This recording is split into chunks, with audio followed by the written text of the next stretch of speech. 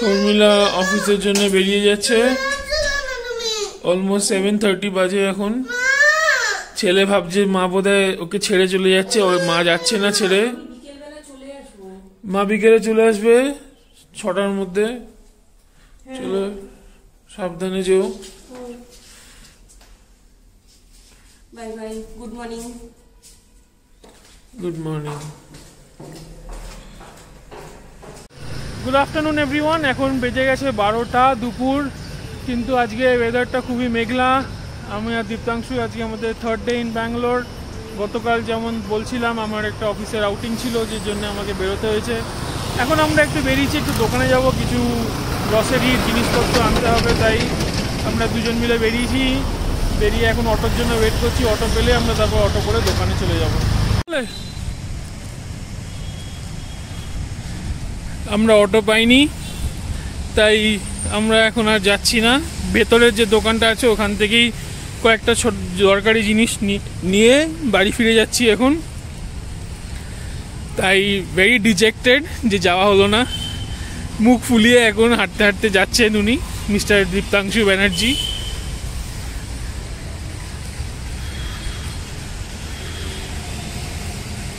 So first part of the repairing process has been done. এই যে আমাদের বেডরুমের বড় উইন্ডোর দিকটাতে যে ক্র্যাকসগুলো আছে সেইগুলো ওরা অলরেডি করে ফেলেছে। আর এখন এখানে যে বড় ওয়ালটা আছে, যে ওয়ালটাতে সবচেয়ে বেশি খারাপ অবস্থা, তার বাইরের দিকে ক্র্যাকটা দেখা যাচ্ছে এখানে, বুঝতেই পারছেন। সেখানে এখন ওরা দড়ি দিয়ে নামছে, নেবে ওখানে কাটিং করে তারপর ওটাতে আবার ক্র্যাক ফিলিংটা করবে কেমিক্যাল দিয়ে। It's a very risky job, দেখেই আমার খুব ভয় লাগছে। But they are the experts to in doing this. Already একটা দিক করে ফেলেছে, এখন সেকেন্ড দিকটা করছে। হোপফুলি এই কাজটা করার পর things will get better and the issue will get resolved. That is the only hope. এই যে কাটার নাবছে আলাদা করে, কাটারটা দিয়ে ক্র্যাকগুলোর আশেপাশে কেটে তারপর সেখানে আবার ওই স্পেশাল কেমিক্যাল আছে, ওয়াটারপ্রুফিং কেমিক্যাল, সেগুলো দিয়ে ওরা ওয়াটারপ্রুফিং করবে, just like that.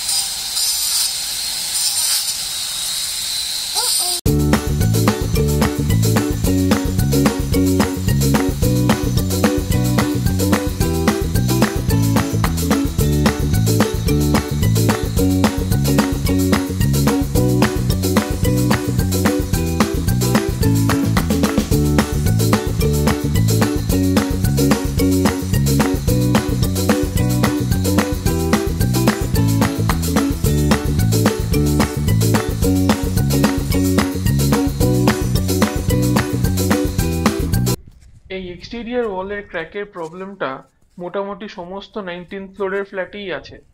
And since this is a common problem, অ্যাসোসিয়েশনের ফান্ডস থেকে এটা রিপেয়ার ওয়ার্কটা করে দেওয়ার কথা। But we have been following up with them for the last 2 years, but unfortunately we have not been able to get a positive response. আজ করছি, কাল হবে, মিটিং হচ্ছে, অ্যাপ্রুভাল পাইনি, এইসবই রেসপন্স পেয়ে যাচ্ছি।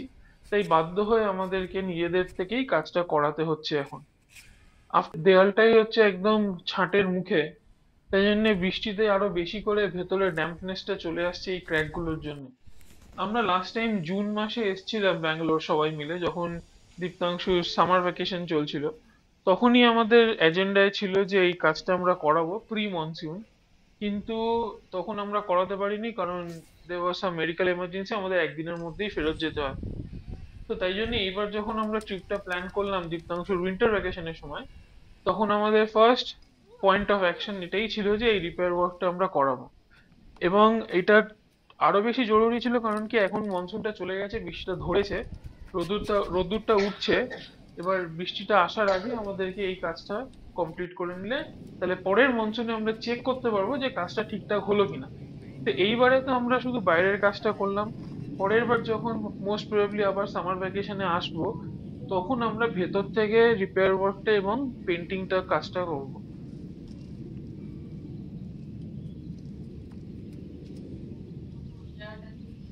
প্রথম সবকিছুই মনের মধ্যে একটা স্পেশাল জায়গা করে রাখে। যেমন এই ফ্ল্যাটটা, এটা আমাদের দুজনের প্রথম অ্যাসেট। এবং আমরা এটা আমাদের দুজনের স্যালারির টাকা জড়ো করে একসাথে এটা কিনতে পারি। শুধু কেনা নয়, তারপর এই চারটে দেয়ালকে তিলে তিলে একটা নিজেদের বাড়ি বানিয়ে তোলাটাও একটা কঠিন কাজ ছিল। আশা করছি এই কাজটা হওয়ার পর আমাদের বাড়ির এই বেহাল অবস্থাটা আবার ঠিকঠাকের দিকে এগোবে, এবং পরের বার যখন আসবো দেখবো যে এই প্রবলেমটা কমপ্লিটলি এলিমিনেটেড হয়ে গেছে এবং বৃষ্টি হলেও আর ড্যাম্প হচ্ছে না ভেতরের দেয়ালগুলোতে।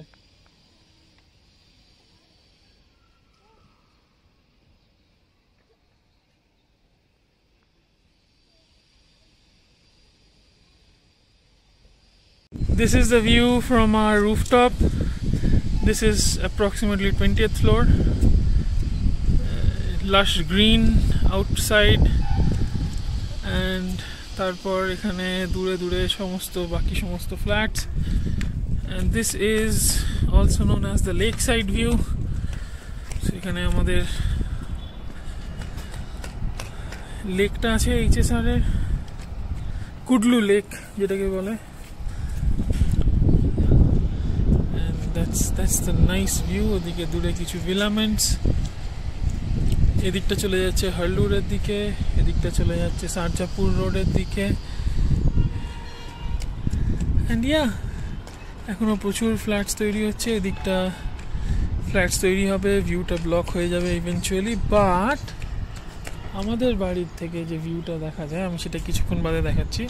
দের is no chance of that getting blocked, and I will tell you why. This is the view from our flat. আমরা এখন ছাদের উপরে আছি, which is approximately 20th floor.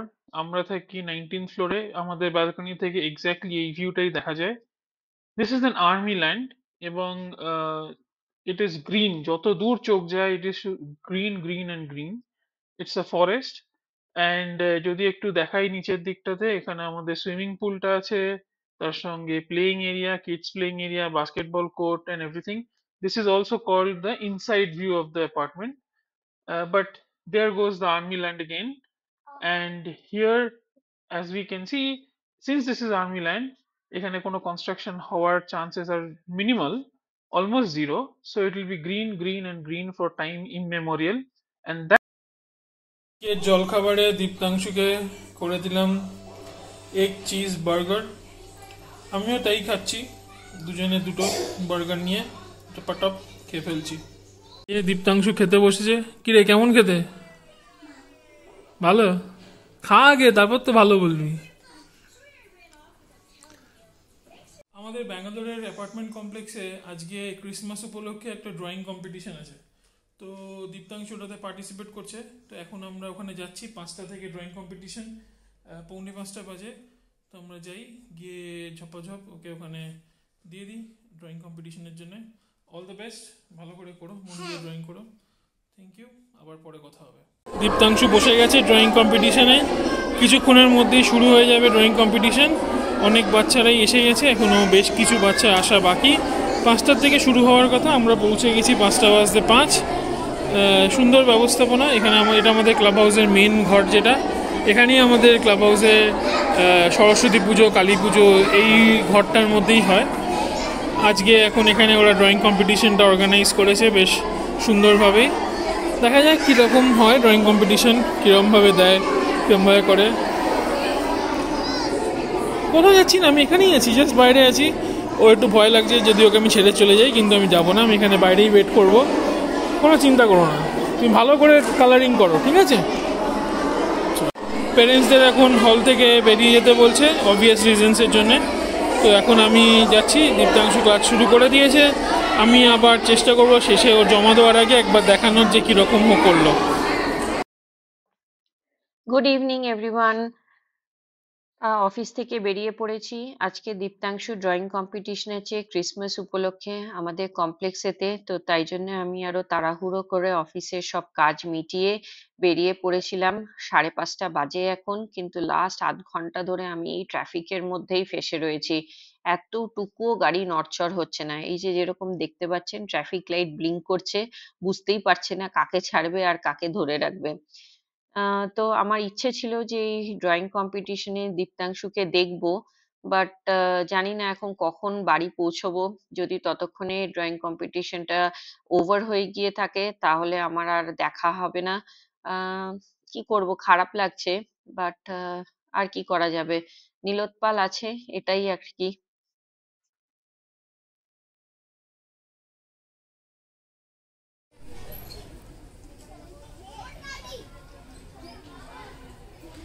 Diptanshu drawing কম্পিটিশনের পর ওকে নিয়ে এখন কিডস এরিয়াতে এসেছি। প্রথমে একটু ভয় পাচ্ছিল এটা দিয়ে উঠতে, কিন্তু এখন পুরোপুরি কনফিডেন্ট হয়ে গেছে। 3বার, এটা 3rd টাইম উঠছে, এটা নিয়ে ফুল কনফিডেন্স, একদম দারুণ।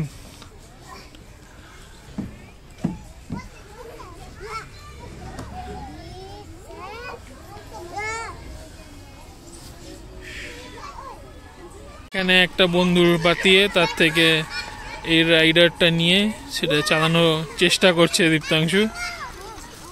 খুব বায়না করছিল এটা চালাবো চালাবো করে। আমাদের অ্যাপার্টমেন্টের ক্লাব হাউসের সামনে ক্রিসমাস উপলক্ষে এরকম ডেকোরেশন করেছে। এই ডেকোরেশনটা সবসময় থাকে না, শুধুমাত্র ক্রিসমাসের জন্যই এখন লাগিয়েছে দেখছি। আজকে আবার এখানে একটা ফ্লি মার্কেটও বসেছে, যেখানে বিভিন্ন রকম বাচ্চাদের খেলনা, খাওয়া দাওয়া, জামা কাপড় সব পাওয়া যাচ্ছে। এখন বাজে রাত্রি 9:30। এখন দিচ্ছি কাস্তে। তার কারণ কি, কালকে সকালবেলা অ্যাকচুয়ালি কাস্তে দেওয়ার প্ল্যান ছিল, কিন্তু কালকে সকালবেলা ইচ্ছা আছে যে একটু ইসকন যাব, অনেকদিন ইসকন যাইনি, তো তাই জন্য এখন কাস্তে দিয়ে দিচ্ছি, তাড়াতাড়ি হয়ে যাবে, তো রাত্রেবেলায় মেলে দেবো, তাহলে কালকে সকালবেলা বা দুপুরবেলার মধ্যে শুকিয়ে যাবে।